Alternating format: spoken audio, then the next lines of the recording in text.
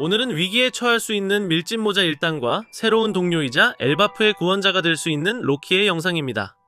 로키가 지닌 라그니르의 정체가 밝혀졌습니다. 바로 수백 년 동안 엘바프 국보의 열매를 지킨 다람쥐였는데요. 먼저 원피스 최종장의 두 번째 무대인 엘바프는 북유럽 신화의 영감을 받았듯이 다람쥐의 정체는 세계수 위그드라실에 살면서 뿌리에 있는 니드호그를 이간질시켰던 라타토스크로 추정할 수 있습니다. 그렇게 로키와 싸우며 모습을 드러낸 다람쥐는 수백 년 동안 거인족 그 누구에게도 넘기지 않던 전설의 열매를 건넸고, 이어 로키가 금단의 열매를 먹게 되자 능력자로 변하는 모습에 눈물까지 흘리게 됩니다. 한편 그 시각 패왕색 패기를 지닌 샹크스와 스코퍼 가바는 똑같은 패왕색을 지닌 하랄드의 폭주를 막아내지 못했고 결국 성내의 수많은 병사들이 죽어갔는데요. 하지만 로키가 돌아오자 하랄드의 이목을 끌게 되었고, 이내 하랄드는 전설의 힘을 보이라며 자신의 아들 로키와 진심으로 싸우게 되죠. 이처럼 최강의 해적 록스와 견줄 수 있던 하랄드였지만 로키는 전투 도중 능력을 사용하며 동물개 형태로 변신했고, 결국 하랄드는 패왕색을 지닌 로키의 공격에 잠시 동안 이성을 되찾게 됩니다. 이어 하랄드는 로키를 바라보며 마치 카이도가 조로에게 반응했던 것처럼 패왕의 피가 흐르고 있다 말하게 되죠. 이처럼 무의식이긴 했지만 패왕색 패기가 흐르는 공격에 이성을 찾았던 하랄드는 너라면 훌륭하게 엘바프를 이끌 수 있다며 이다의 복수를 해준 로키에게 그동안 말하지 못한 진심을 전하게 됩니다. 그리고 자신의 심장 부근을 노려야 한다는 제스처를 취하며 로키의 마음에 감사함을 전하자 이내 라그니르의 패왕색 패기와 번개 능력이 조합되며 사랑한다는 말을 전한 자신의 아버지 하랄드를 가격합니다. 이어 라그니르의 능력 중 하나인 번개가 상공에서 내리쳤고 성 밖에선 이다가 죽음을 맞이했던 날처럼 똑같이 눈이 내렸는데요. 그렇게 엘바프의 미래를 생각하며 목숨을 내놓았던 하랄드, 그리고 의지를 가지고 움직일 수 있는 라그니르와 금단의 열매를 먹었던 로키의 14년 전 과거 이야기가 끝이 나며 다시 현재로 돌아올 수 있는 시점을 맞이했습니다. 이제는 루피와 하이루딘이 키에 끔찍했던 14년 전의 이야기를 듣고 나서의 반응이 전개될 수 있는 건데요. 먼저 하이루딘은 로키의 회상에 믿을 수 없어 하는 표정을 짓게 될 것 같습니다. 왜냐하면 하이루딘은 14년 전 하랄드가 폭주하던 그날 바다에 나가 있었고, 그동안의 로키가 저지른 사건을 미루어 보면 로키가 전설의 열매를 먹기 위해 자신의 아버지 하랄드를 충분히 죽일 수 있다 생각했을 테니까요. 하지만 진실은 달랐습니다. 로키는 하이루딘의 엄마 이다를 위해 자신의 일족을 제거했고, 나아가 14년 전 아들이라 불러준 하랄드를 죽여야만 했던 엄청난 과거의 고통 속에서 살아왔던 건데요. 한편 하이루딘은 14년 전 성내의 병사를 113명이나 죽이고 아버지를 살해한 역사적 대범죄자라는 사실을 믿어왔기에 로키의 말을 부정할 수 있을 겁니다. 하지만 14년 전의 진실을 알고 있던 해적이 있었죠. 바로 샹크스와 함께 아우르스트 성으로 향했던 스코퍼 가반인데요. 이처럼 가반은 14년 전 엘바프를 방문한 샹크스를 통해 천의 계약은 물론 불사의 능력을 얻게 되는 심의 계약도 존재한다는 정보를 듣게 되었죠. 결국 이상한 패기를 느낀 채 성으로 향한 가반은 샹크스와 함께 하랄드의 폭주를 막으려 했고, 이어 로키의 능력은 물론 하랄드의 죽음도 목도한 목격자였습니다. 때문에 진실을 알고 있던 가반은 하이루딘에게 로키의 자물쇠를 풀어야 한다 말했던 건데요. 자, 이제 하이루딘은 가반의 이야기를 듣게 되며 무척이나 혼란스럽겠지만 선택을 내려야 할 때가 다가왔습니다. 바로 로키의 자물쇠를 풀어야만 위기에 처한 엘바프를 구할 가능성을 높일 수 있는 건데요.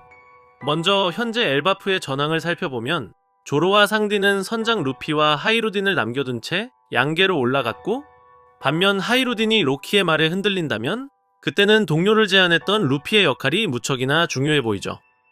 나아가 양계에선 군코의 몸을 강탈한 이무와 그를 보좌하는 신의 기사단, 그리고 도미 리버씨를 통해 탄생한 불사의 능력자 악마의 군단이 야르를 죽이기 위해 이동 중이었습니다.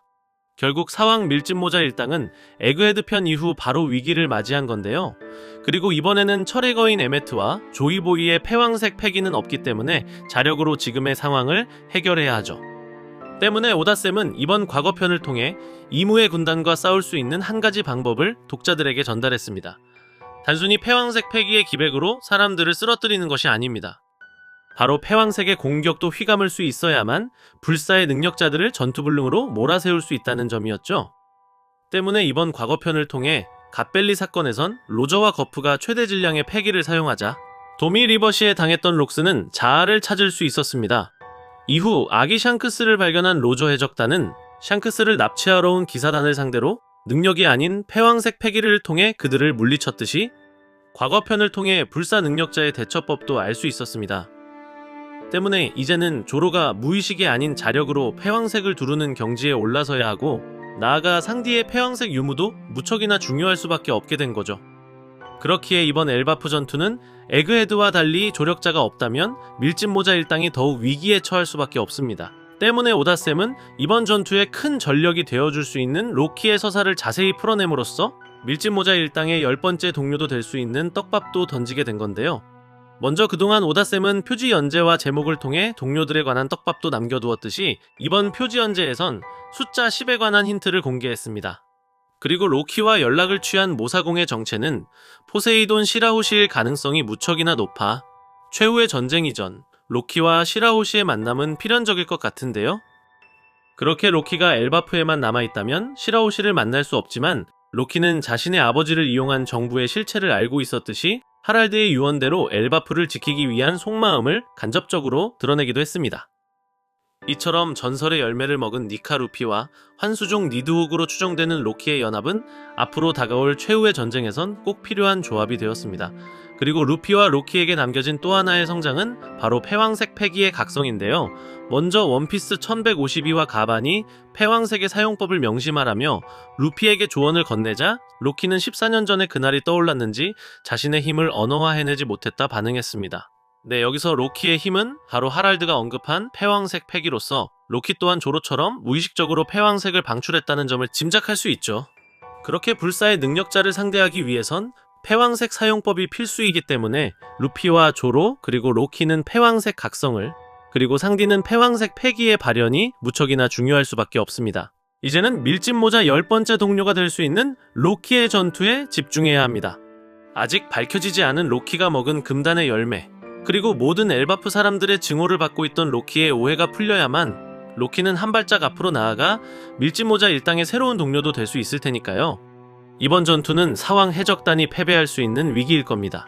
과거 이무는 엄청난 패왕색 패기 공격에도 데미지를 받지 않았으니까요.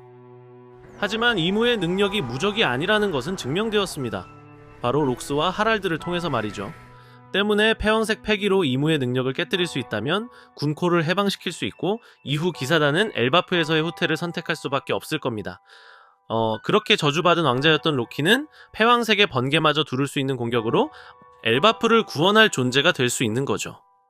과연 현재로 돌아와 로키의 자물쇠를 풀어주는 역할은 하이루딘이 될지, 그리고 태어날 때부터 저주받은 왕자였던 로키가 모든 억압을 이겨내 엘바프의 새로운 구원자가 될지는 원피스 1171화 최신화를 기대해보면 좋을 것 같습니다. 오늘도 시청해주셔서 감사합니다.